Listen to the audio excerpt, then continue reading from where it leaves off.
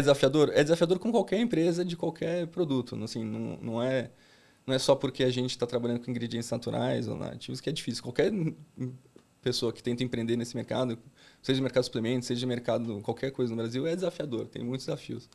Ser empresário no Brasil não é fácil mesmo. Tem que ter bastante coragem e bastante paciência. Isabela, você poderia destacar alguns dos benefícios nutricionais específicos dos produtos da Monbora em comparação às alternativas menos saudáveis que nós temos no mercado? Poderia, Zulu. Eu vou começar falando que a gente usa frutas. Quando a gente opta por usar as frutas, eu costumo brincar assim. A gente tem a opção de usar uma fruta ou usar um aroma. Usar o aroma é como a gente tem a oportunidade de conhecer um lugar pessoalmente, mas aí a gente escolhe conhecer ele por foto. E quando a gente escolhe a fruta, a gente tem a oportunidade de ali experienciar aquilo. Então, a gente quer que as pessoas tenham experiência de conhecer aquele ingrediente, aquela fruta, principalmente quando a gente traz a responsabilidade de apresentar essas frutas e a biodiversidade brasileira.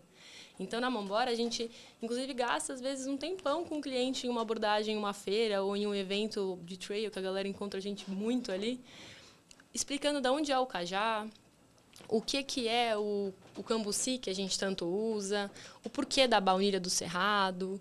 Então, a gente tem uma missão que envolve trabalhar essas frutas e que é o que agrega e consolida muito a Monbora quando a gente fala de qualidade nutricional.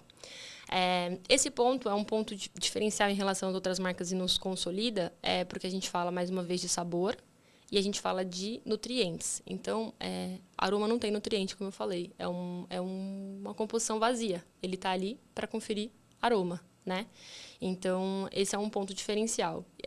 No passado, inclusive, se a Monbora não existisse e você perguntasse, usasse o termo saudável para falar de um outro produto em relação à categoria de gel de carboidrato, eu tenderia a dizer que o gel de carboidrato teria o seu emprego ali em não faltar energia, né? Então, até já falei em um outro podcast, uma conversa que a gente teve, se a gente está numa estrada e está faltando gasolina, e só tem um posto ali aleatório que a gente nunca viu e só Jesus sabe de onde é que vem aquele combustível. Você não vai deixar de abastecer, você vai abastecer com aquilo, porque aquilo vai te atender, né? E o desenvolvimento do gel de carboidrato, ele foi um superfood, né? Ele viabilizou ali que a gente chegasse em tempos mais rápidos, ele viabilizou a suplementação para atleta de endurance e de performance de qualquer forma. Só que ele não é um produto relativamente saudável, né? A gente tem na composição hoje a composição tradicional do gel de carboidrato, ingredientes como, por exemplo, maltodextrina e glucose de milho, que são ingredientes comuns a coberturas de sorvete, recheios de bolacha, coisas que quando a gente encontra na indústria a gente fala, pô, nada a ver esse ingrediente aqui, ou não, isso não é saudável. E aí chega na suplementação ali, a gente aceita porque a gente está tratando de uma prática esportiva e de um estilo de vida, às vezes. Então, isso é incoerente dentro da suplementação. Então, quando o João fala, por exemplo, que a gente está buscando esse público que se atenta a isso, é porque está muito próximo de uma conscientização mínima. No momento que você começa a usar o Desrotulando, que é o aplicativo que sua filha baixou, nesse momento você começa a dar uma atenção do porquê que aquele ingrediente que tem alerta vermelho no produto do mercado, na hora da suplementação ele não tem, né? E aí ele é tratado como saudável. Então, hoje o que a gente tem de opção no mercado é saudável porque ele dá energia, mas não porque ele tem uma composição coerente em relação à saudabilidade. Ele não conversa com saúde. Legal. E aí, será que a gente poderia atribuir, porque como eu comecei a correr lá em 1996 e não tinha muito essa questão do gel, a gente fazia um negócio meio raiz, né? E achava que estava abafando e ficava ali uma semana dolorido, porque se o carro não funciona sem combustível, sem óleo, sem água, seja lá o que for o mecanismo, né? E aí eu posso dizer, vou falar por mim, fiz algumas loucuras de correr maratona, de fazer algumas provas, basicamente sem suplementação, porque era uma outra época.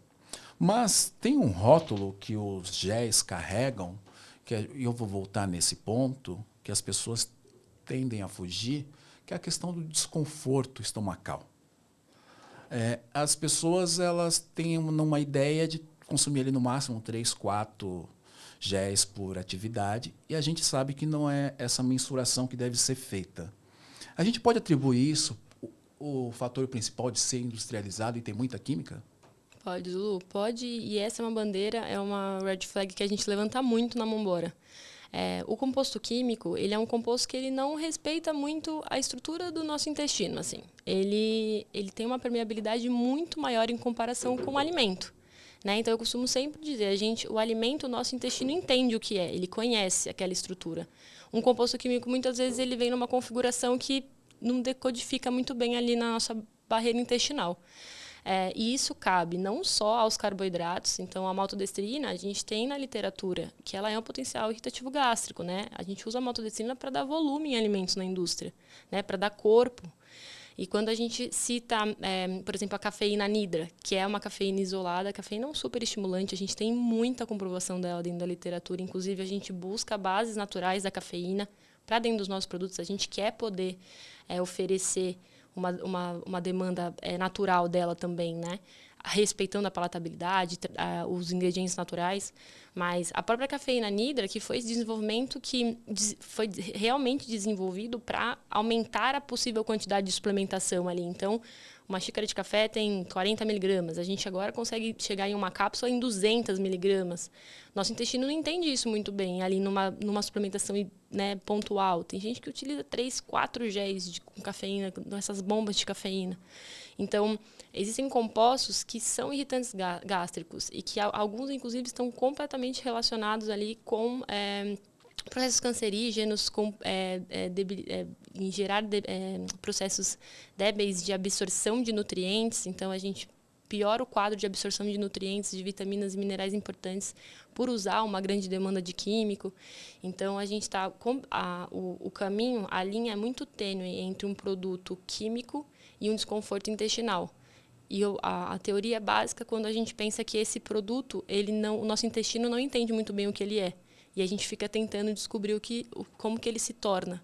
E a permeabilidade dele pela barreira do intestino é muito rápida. Então, a gente não digere ele completamente. Ele passa meio que de forma involuntária muitas vezes. E isso não pode, né, se a gente pensa rapidinho nessa movimentação, não pode gerar um movimento muito bom. E aí, João, a gente pensando agora, esquece que você é o CEO da Momborã, tá? Você é um atleta aí de alta performance que está na montanha agora. E quando você pensa lá, meados do ano 2008, 2002, né, que você começou a fazer as atividades, e você pensa no que você consumia em relação a carboidrato, e hoje o que você tem consumido, dá para mensurar essa diferença, essa sensação?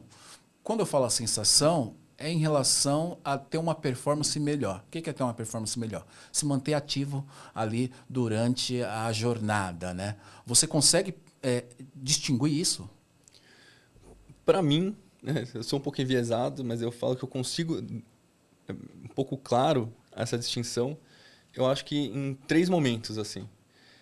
A primeira é no tempo em que eu demoro para consumir, ou que eu preciso de energia mais uma vez. Então, às vezes, quando eu estou num treino longo, e antigamente, principalmente, eu consumia um gel, durava 15 minutos, eu já queria consumir outro gel, dava aquela sensação que deu só um pico e você já não tinha mais energia, precisava de alguma coisa. Então, tinha provas que eu comia tudo que tinha lá, que estava no PC, pão, bisnaguinha Seven Boys, Coca-Cola, o que me desse eu precisava comer ali, eu não aguentava. Sim, que tivesse na frente eu saia comendo. Isso não acontece com o Momborã, assim, eu consigo seguir bem a minha estratégia.